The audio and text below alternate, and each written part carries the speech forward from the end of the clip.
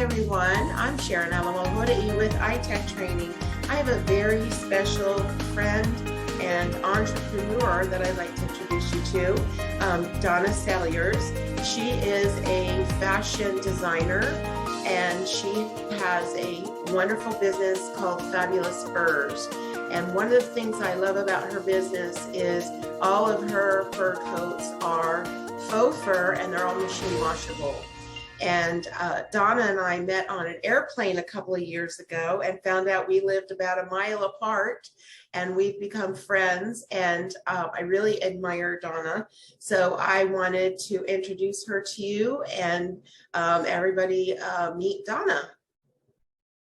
Well, Sharon, I am so honored to do this with you because I remember you meeting on the airplane, sitting next to you when we both got on in Daytona and off in Atlanta. So it was a short flight, but I said to myself, that woman is amazing. She is a chapter in my book about amazing women entrepreneurs because, you know, we recognize each other when we see them, that it takes a certain amount of optimism and just chutzpah that not everyone has, and that's fine. But if you don't, you better not head down this road. That's right. And you know, we kind of start. Well, I want to start by showing everybody your website. And this isn't so much an ad for Donna Salyers' Fabulous Furs. It's more for my viewers to have some context into what kind of industry you're in and what kind of work you do and the success that you've had as a businesswoman who started from nothing, really. So this is her website, Fabulous Furs, and she actually just at 1 a.m. this morning was on a call with a show in Australia. Is that correct? Yes, so she's all over the world and she has some beautiful things. So I just wanted to share that with all of you. And I'm going to stop sharing my screen now and so we can go to our interview. So Donna, tell us about how you got started in the fashion industry.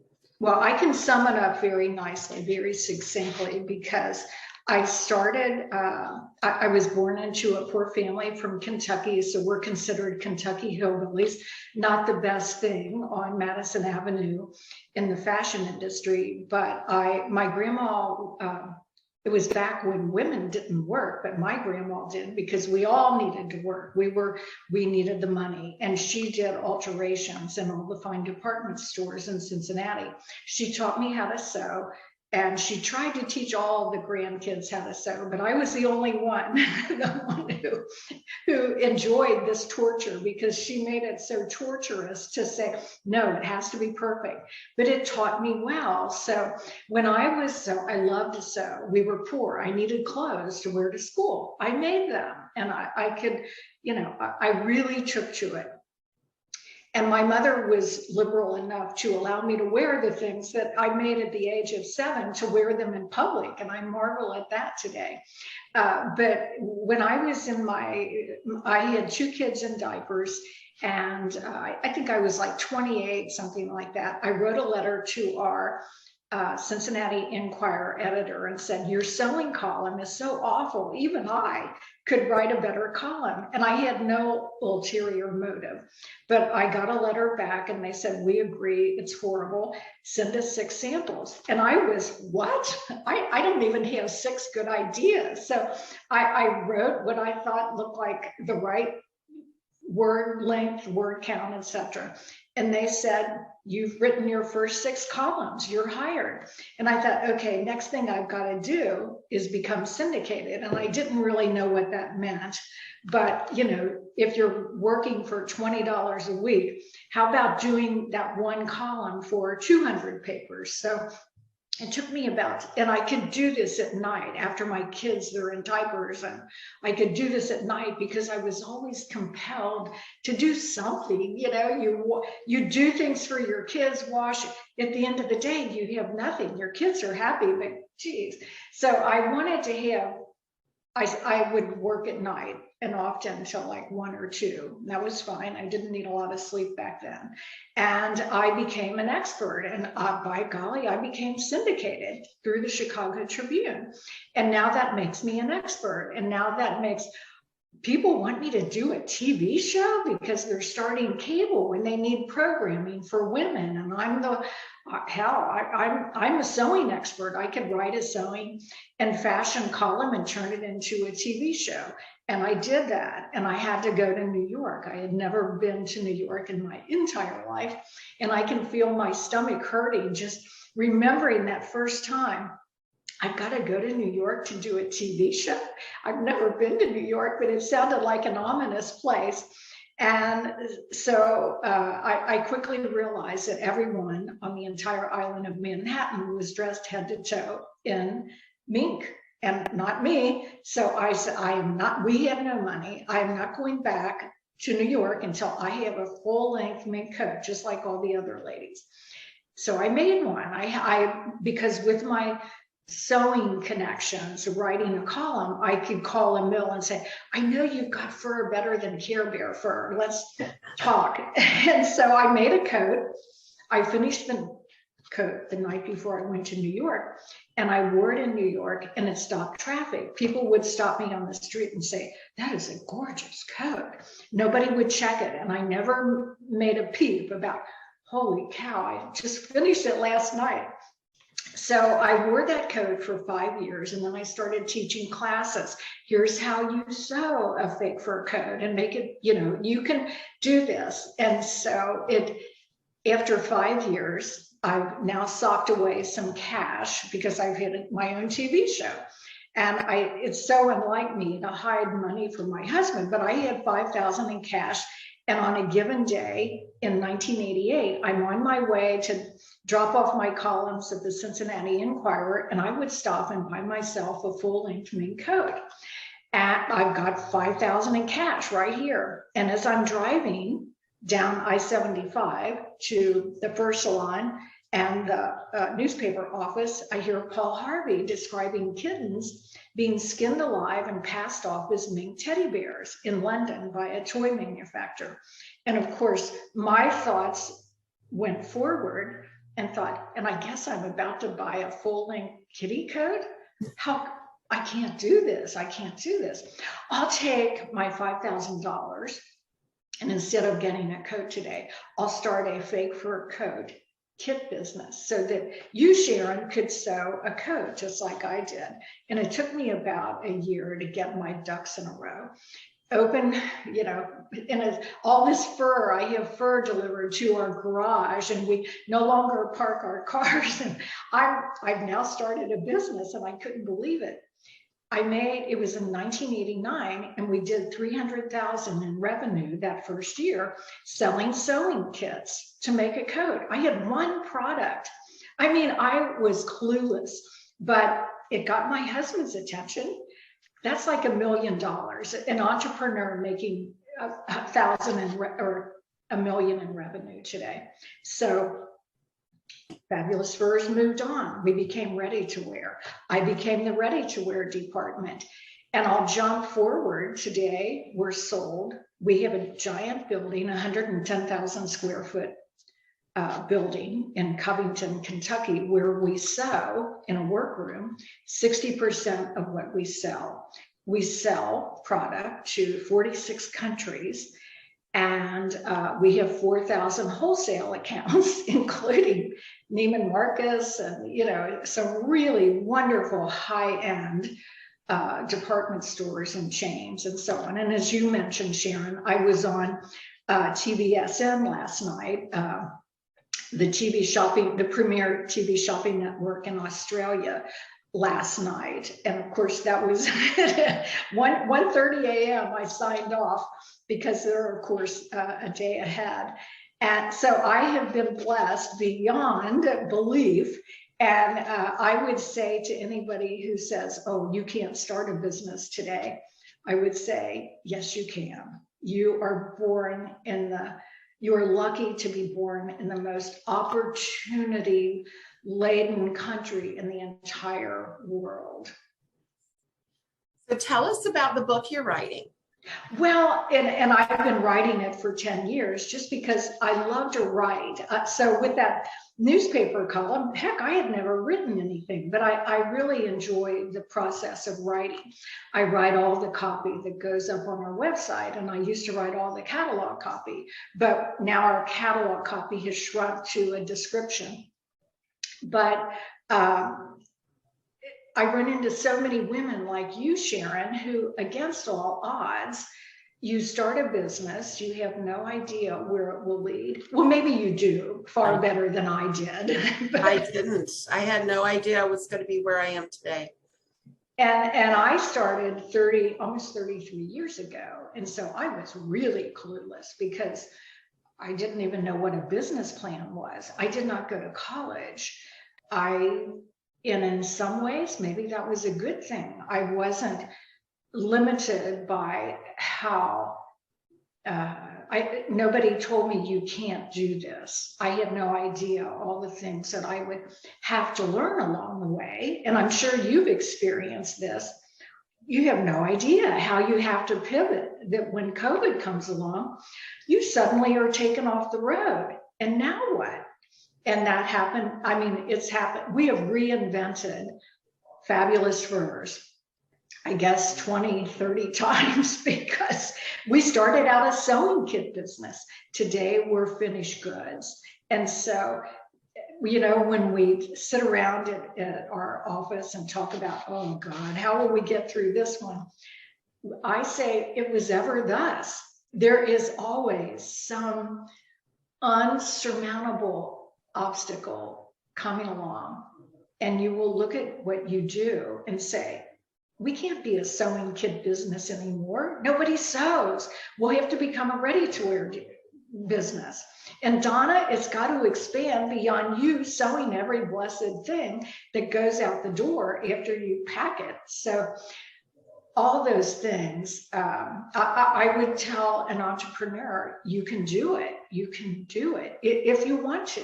Not everybody wants to, and I can understand that. You know, one of the things I really like about your company too is not only that it's faux and it's washable, but it comes in sizes extra small to 3X, right? Everything comes in a wide. So you're really catering to every woman. Well, I weigh under 100 pounds. I've always, and that was part of why I sewed, because it was so difficult to fit my 5'2" body. But a woman who wears a 3X, she faces the same problem. And so very early, we recognized that, you know, unlike these shishi designers who call an extra large a size 12 or some silly thing like that, people are people. We're all different, and we can make sizes for everything. So we make everything in 7 sizes. Yeah, I really, really like that. So you have a lot of employees. Mm-hmm. And so I'm sure you have managers and all that, but can you talk to some of my audience, which are business women, businessmen, managers, administrators of medical practices, at some things you've learned about managing people? It's not easy, but I have always taken it. I always felt I had to work harder than anybody. That yes, I'll take out the trash. We always had office cats. I'll clean the litter boxes. I'll do all the duties that nobody else wants to do, and be happy to do it. Sure, I'll take out the trash. Somebody forgot it and I'll do it. But I think by being willing to work as hard or harder than anyone else, that works well. And I've also always felt, because you're right, we do have mostly women, predominantly women at Fabulous Furs, just because they understand how to design a coat. It's not me designing all the coats anymore. It's a couple people, and they have children. And there will be days that they can't come in. No, you can't come in if your kid's sick, and you know, all those things. And I think the fact that the Wall Street Journal today says that people are not running back to their office. They like the flexibility. And we've always believed that if you can work from home, do it, because your kids need you today and your family comes first. So that's one. And then I think empowering people is important. Say, you can make a decision. It's okay to be wrong, but you made that decision and you had good reasons to do it. But let's talk. If we need to talk, I will drop everything and talk. If we need to chat through this, I'm happy to do that any hour of the day. But I guess I've been very, very blessed with the people that are at Fabulous Furs. They feel like I do, that they love our company. We're in this together, and our reputation is your reputation, and we care, and we want people to do repeat business, and they do because of our quality. And I think another thing that made a huge difference, one of the big TV selling networks very early said to me, well, that's an expensive coat. Can't you do a less expensive coat? And I said, no, I can't. I can't dumb it down. I can't say, I want to sell something that I would be proud to wear. And that became our mantra at Fabulous Furs. We're the world's finest. We're the world's best. And if we can't say that about that product, maybe it's not my style, but if it doesn't have the quality that we stand behind, we're not doing it. Thank you very much. All of those things that you just discussed, Donna, are transferable to an ophthalmology practice or a medical practice. Of course. Or really probably any kind of business. Of course. Empowering your staff, not micromanaging them, but empowering them. If you hired them, then obviously you saw something in them that was worthwhile. And people who micromanage hire people, but there's this unspoken lack of trust that they're going to actually get the job done. And that's defeating to an employee. So I love hearing about you empowering your staff, about you setting quality standards, because like you say, you stand behind it. You're not going to sell something you don't stand behind. It's the same way in a medical practice. We want to have pride in the services that we're providing, excellence in patient care, and everybody working in the office is working towards the same common goal, which is better patient care. So all of those things are transferable, and thank you for sharing that, because that rings a big bell in my head. So every decade brings new fashion statements. How do you keep up on fashion trends? Well, fortunately, the younger people in our office know all this electronic stuff like Instagram and like Pinterest. And we start a Pinterest board, and all of us pin styles, and we say, we'd like to do some version of this. And, we just get ideas from everywhere.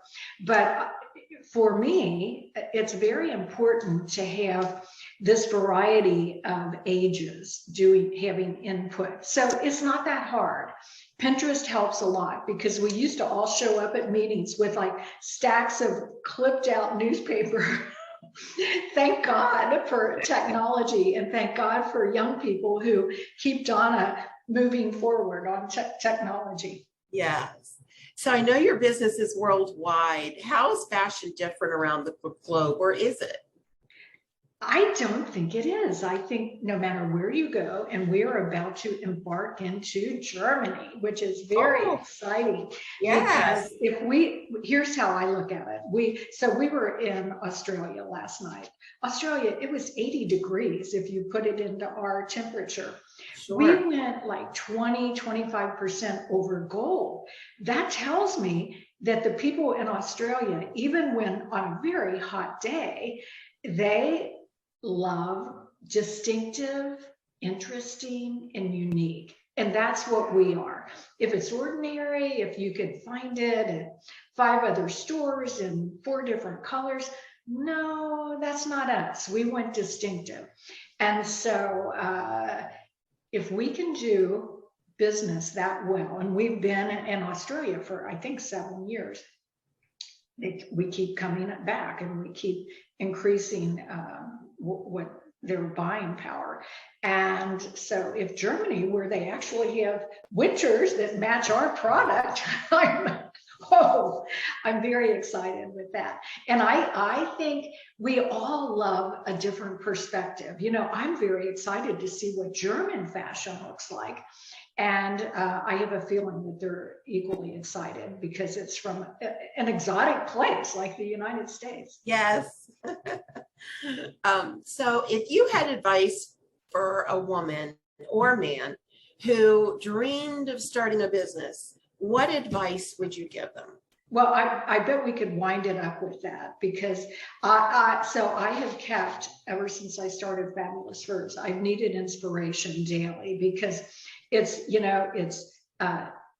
3 steps forward, 2 steps back.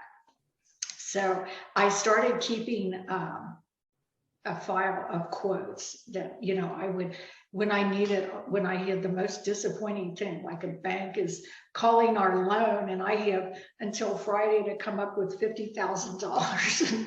Oh, sure, that's going to happen. And I would just go back and read some of these quotes. And so I don't paraphrase, I will read, this is one that I love from Winston Churchill. Success consist of going from failure to failure without loss of enthusiasm. I love it. We're all successful then, right? What? We're all successful then. Yes, because if you really just need the gut to get up off the ground and go back for one more try. And perhaps that's when you win the Super Bowl, or that's when you land that big contract that you've been sending an embarrassing amount of emails begging. And finally they say, oh yeah, I've been so busy and now we can't wait to start working with you. So I think, yes, I agree. It applies to everyone. That also reminds me of some of my students who take their certification exams, and I teach exam prep courses, and some of my students maybe fail more than once. And Sure. I tell them, don't give up. Yes. And I love that quote that you just said. Well, Donna, thank you so much for your time today. And I hope everybody enjoyed meeting you. I know I enjoyed our time together. Well, and I have one parting message. Think back, if you're wondering, can I do it? Can I do it? Can I start a business, or can I get past the certification? Think back to Donna and imagine she is clueless. A t-shirt or a sign that says clueless. If she can build a business that goes on very strong for 33 years, yes, you can do it.